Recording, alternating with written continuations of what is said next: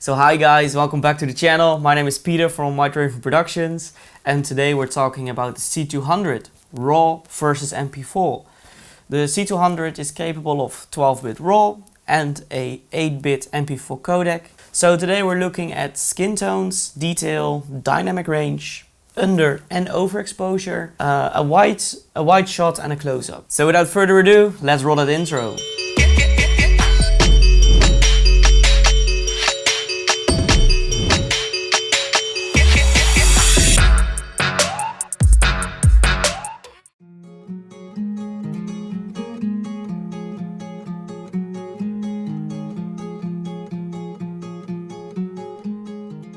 In terms of skin tones, the 12-bit RAW is just a treat to look at. It's so good, it looks very nice, but the 8-bit MP4 file does look great as well, so very interesting to see that both shots actually look this good.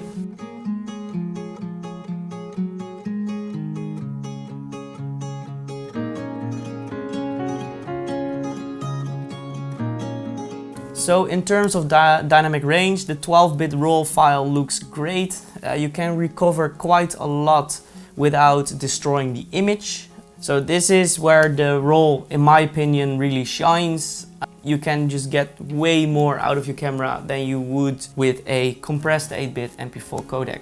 Because you can see in the MP4 that it starts to fall apart in shadows and in the highlights area. This is not something that wasn't expected, but this is just a way to actually see what this RAW file does better than an MP4.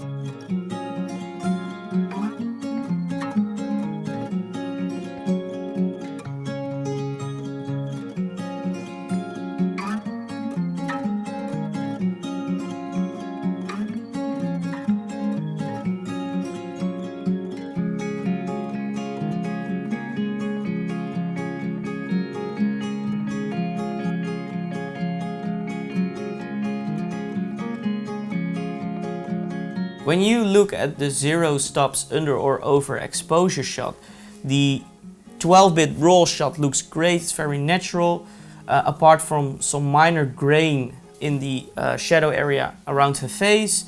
To be honest, the MP4 shot, it just simply looks quite shitty in terms of color, in terms of shadows, and that is because the sky in the background is quite bright.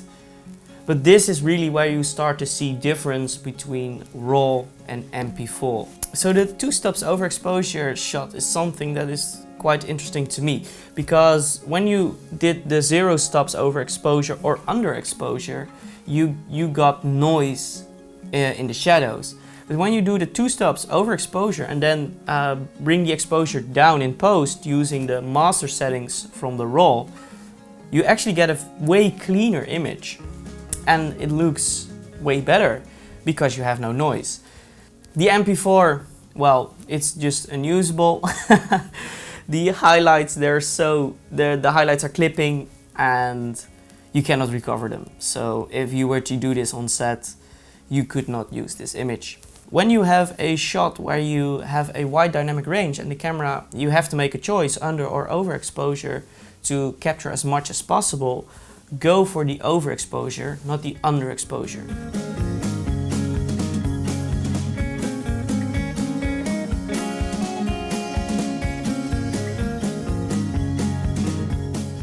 If you look at the details, when you look at the detail shot, it's so interesting to see how great both images look. 12-bit RAW does look a bit better in terms of color, but if you were to ask me, based on this shot, if I would prefer the RAW and its massive data rate over the MP4, I would not pick the RAW over the MP4. Alright, conclusion time.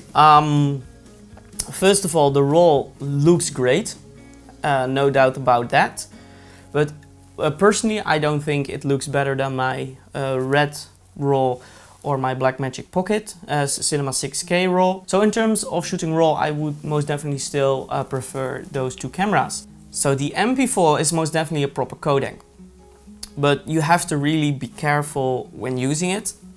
The image starts to fall apart quite quickly. So that is due to the fact that it is an 8-bit codec and heavily compressed. We mainly use the C200 to do interviews, this YouTube stuff, where we have control over the lighting. When you shoot with this camera and you have a CFast 2.0 card, bring it, because when you're on set and you have a challenging shot, switching to RAW isn't that much of a problem. And you don't have to shoot everything on RAW, but the fact that when you have a shot that you know the MP4 codec you simply can't handle, just switch to RAW, shoot that one shot in RAW, and you'll have a great end result. I'll most definitely be using the RAW a bit more. I think that it is a codec that is worth exploring a bit more. With that being said, I still mainly gonna use the MP4 files for my interviews and my YouTube stuff. I'm not gonna shoot that in RAW. So guys, that's it for today's video. Thank you for watching, it means a lot to me. Please let me know in the comments down below what you think of the end results, or what you want to see in the next C200 video. If you like this content, we're doing weekly uploads, we're doing fashion and gear related content, so if you like what you see, consider subscribing, shoot awesome content, and hopefully see you in next week's video. Later.